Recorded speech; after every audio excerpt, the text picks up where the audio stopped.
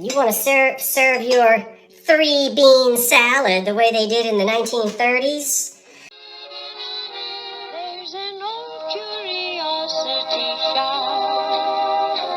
Every once in a while I go by there for the fond recollections that lie there in that old curiosity shop. Good afternoon, good folk. Welcome back to the dining room of the 1925 bungalow. I'm Scott. Now tonight I've got a thrift haul for you, but even more exciting than just a thrift haul, everything that I'm going to show you tonight will be for sale next Monday night. That's right, this coming Monday night. That would be, I think, the 13th. No, you didn't get it wrong. I'm not doing another live sale like I normally do on my channel, but remember well, no, that's not right. The second Monday of each month, I join my friend David from Texas. That's David at Uprising, Texas, Vintage Uprising, Texas, that is. And he and I do a little show called Two Chaps. We get all dressed up, and starting at 9 p.m.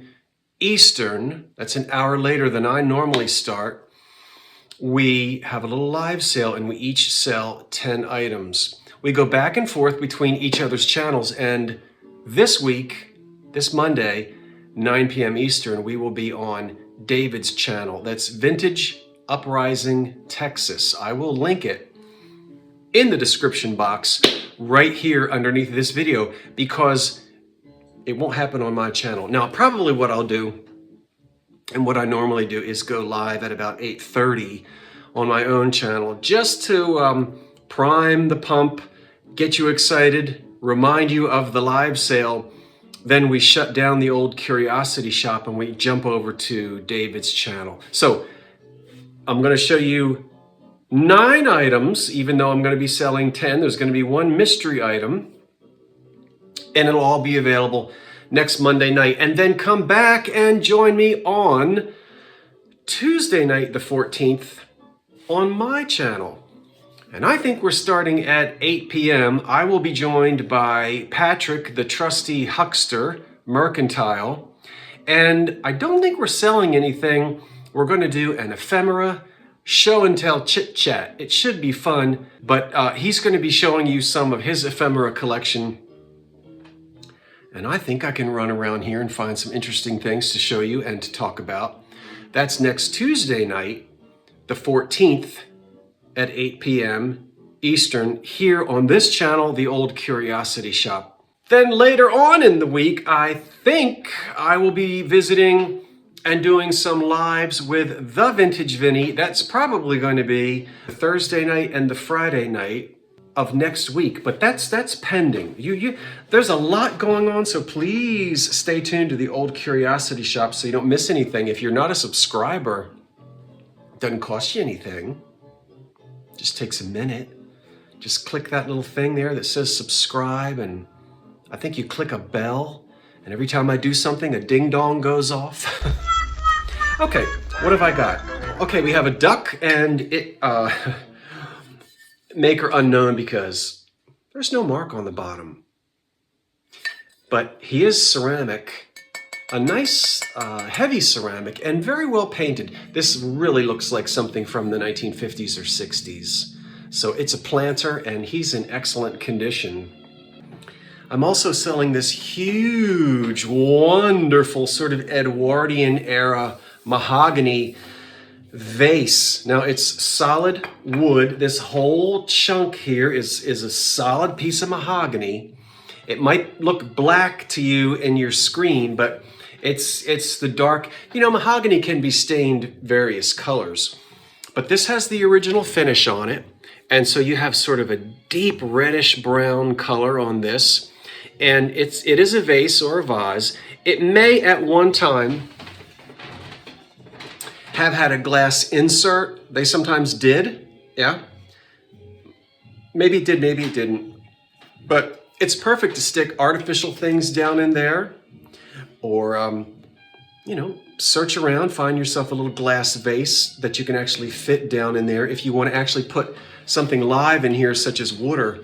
I would keep this, and I've used this for years. I've had it for years. And I change it out. I put eucalyptus, dried eucalyptus in there. I sometimes have ostrich plumes in there. I put all kinds of things in it. And it is, ooh, it's a whopping 12, 13, it's about 15 inches tall.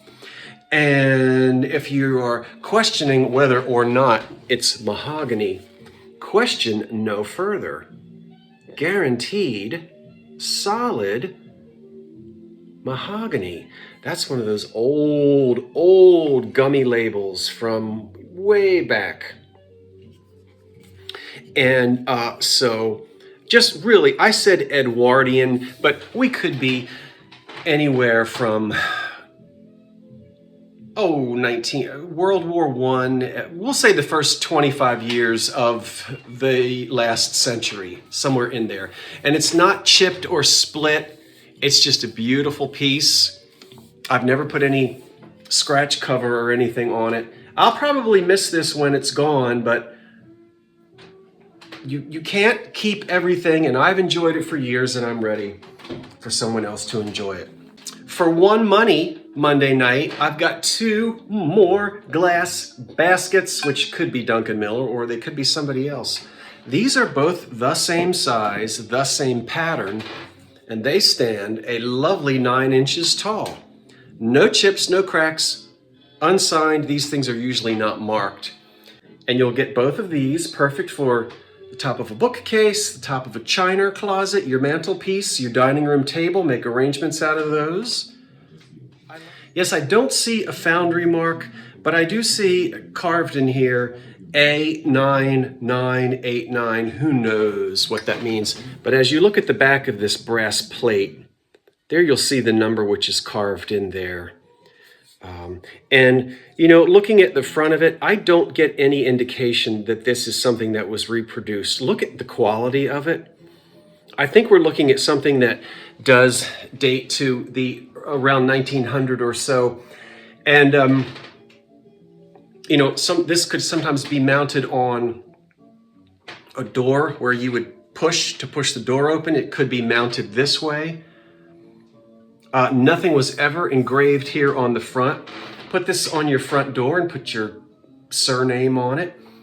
Put it this way, this way. It's got 4 places here where you can screw it to whatever you want to screw it to. And it is a good 12, 13, 14, 15, it's about 15 inches long. About 15 inches long is this beautiful brass plaque. You know, we don't have the word push. It doesn't say office. It doesn't say Mr. John Jacob Jingleheimer Schmidt, but you could leave it like that, or, I don't know. Isn't this great? I am also going to be selling this wonderful 2 little fishies, not 3 little fishies. I don't know if you can see the 2 little angelfish on there. This is an early piece of McCoy. I think I'd have to go back and look in my books. I think it goes back to the Brush McCoy era. So we would be in the 30s on this. And it's unsigned, and they were unsigned at that time, so don't worry about that. It's not supposed to be signed. The nice thing about it is we don't have any cracks on it or repairs. We've got the tiniest little flea bite right there underneath of the spout. And usually if you're going to have a flea bite, that's where it's going to be. So not bad. This is a little glaze skip, which was part of manufacture. I don't know, but can you see it? And yeah, there are no chips on the bottom. A little bit of crazing here, but overall, I don't see crazing. And there's the inside. So 1930s McCoy. There you can really see the fish on there. Now, for you kitchen people and you Art Deco people, look at that. You know who made this? Our friends at McKee. That's right, this is glass bake, and this is to compete with Pyrex. Now we can tell by the color of it, the shape of it, and the design that we are back in the geometric 1930s. Look at that handle on the top. I love it. Do you see that? And look at the handles on the sides. This is not chipped. You want to serve your 3-bean salad the way they did in the 1930s? Look at this wonderful lamp. Now everybody's going to say piano lamp. Can be for a piano. It can be for the top of a bookcase. It can be for wherever you want it to be. And we're clearly, again, in that sort of 1940s, 50s era with this.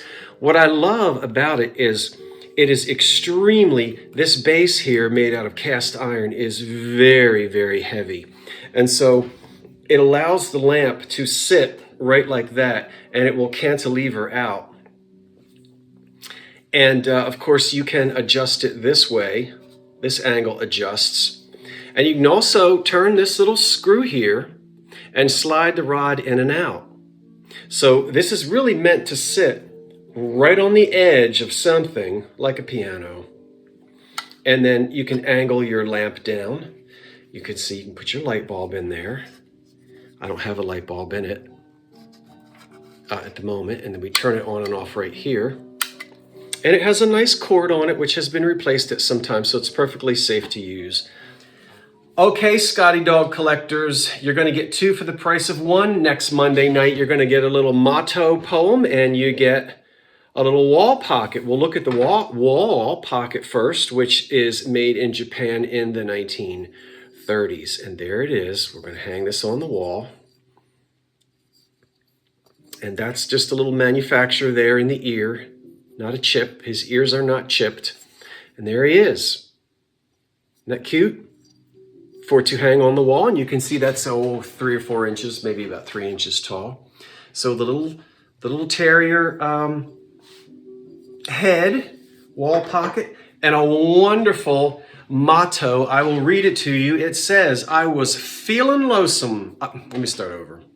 I was feeling lonesome like, sort of tired and blue. All the world had gone to smash, and nothing much to do, 'cept to sit and think a while. Then at last I knew that the world was still okay. 'Twas just what I missed, you. Isn't that cute? And then we have the Buzza, B-U-Z-Z-A. They made quite a few of these, and you can see there, that's the little Scotty dog. Original frame, original glass, and that's that cute little poem. I'll let you take a screenshot if you want to save it. And look what we have on the back. This is the coolest little thing. It says 1934/1935, presented to Nathan Hughes by his teacher, Miriam P. Philman. Well, wasn't that cute? Mrs. Philman, or Miss Philman, she probably was a miss. Miss Philman gave this to her little student, and then copyright you can see down there. Now, I'm sure you can go online, and I'm sure somebody will. I haven't. But I would imagine that somewhere in the Pennsylvania or New Jersey area, you're going to be able to go on Ancestry and find out who Miriam P. Philman was, and where she taught, and how she taught, and when she taught. Look, even the little thing on the top. Genealogy is fun. I really don't have time. My fingernails are a mess. I've been working on a motor again, a Victrola motor. I haven't looked it up, but I bet somebody will. Maybe you can even find her picture. So you'll get the little Scotty motto from 1934-35 and the little Scotty head. I'll tell you how I use it. I use it and have been using it as a night light. There is a light bulb inside, and we have a nice old cord with an old Bakelite plug. And in just a second, I'm going to plug it in and let you see that you can actually plug this thing in and just use it as a decorative night light. But what a cool item to sit. Now, it will all come apart to ship. I can pull this reel off, and this rod, it just comes right out. This slides right out as well. I mean, you can see just as easy. And that's exactly how it fits in there. just like that. Okay, but you can take it right out.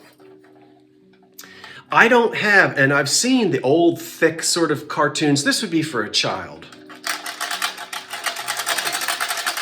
So you plug it in, and it will magnify, similar to a magic lantern. But this one is, let me see, I don't know the maker's name. Well, we'll talk more about it next Monday night. Again, it's wonderful, and you can probably still find those old little cartoon movies, but I don't know what the millimeter is, but it's great big thick stuff. And I don't have any of those to put on here, but it will work. Crank the thing away. Let me now plug it in and sort of just show you what it looks like as a night light, which is kind of a fun thing to do. Well, okay, here it is all lit up, and isn't that the neatest thing? Look in there. Do you see the light shining in your eyes? Of course, you know, nothing's happening when we turn this because we don't have any film on it. If you like old movies or you just like interesting decor, wouldn't this be neat sitting? It just gives you just a little bit of light. I guess, you know, I don't have a really bright light in there. It's a very low wattage, just to give you a hint of light. There we go. See the light bulb in there. This is kind of a neat thing. You can put it on a bookshelf or something, maybe even use it as a TV lamp. Now, the only thing that's missing from this is the rubber belt, which you'll have to recreate for yourself if you want to play movies. But there would be a little rubber belt that would go from here to here, and you could fashion something out of string, or you could make something, oh, maybe out of a rubber band that's long enough from here to here. And then when you turn the crank here, that will cause this to spin, and that will pull your film through. So I might even try to find a rubber band so that I can show you that that will actually work. But isn't that the neatest thing? And you know, it's all original, it's all complete. I don't find any damage on it. And this has to date to circa 1930, something like that. Okay, so I love it. I just think it's fantastic. Are you ready for your close-up? Are you ready for your close-up? Woo, Mr. DeMille. Okay, let's put that down. Okay, I know you can hardly see me now, but that was it. That's all I want to show you. Come and join David and me. David from Vintage Uprising, Texas will be on his channel Monday night at 9 o'clock. I will put the link in this description box. And also, I will go live next Monday at about 8:30 just to remind you. So make sure you are subscribed. Don't forget to join me and Patrick then on Tuesday the 14th on my channel at 8 o'clock. And hopefully Vinny, the Vintage Vinny, and I will be doing a special live sale near the end of the week. But before I go, I have a special What Is It? Here it is. What is it? Do you know? If you think you know, put it in the description, put it in the comments below. I don't know. Is this like some sort of early Carmen Miranda type of thing here? Is this the cone of shame? You know, for the from back in the Victorian days? I don't know. What is it? It's a glass skirt. Well, it is glass, not plastic, and it is cranberry glass, and it does look like the top here sort of has a little bit of it angles out just a little bit, almost like, you know, a fitter would go around that, hint, hint. I don't know, but what do you think this is? If you think you know, tell us in the box below, and then maybe this will eventually be for sale. Okay, folks, that's it. I might be showing some reruns this weekend because I don't think I'm going to have any new videos up, but I'll maybe go pull something out from the vault and toss that up to give you something to watch. So if I don't have anything new for you this weekend and I just throw in a couple reruns, I'll see you Monday night. Okay, folks, that's it. I'm Scott. Thanks for watching. Wait for the cat. And so long for now. Now, what on earth is this? Woo, woo, woo, woo, woo, woo, woo, woo, woo.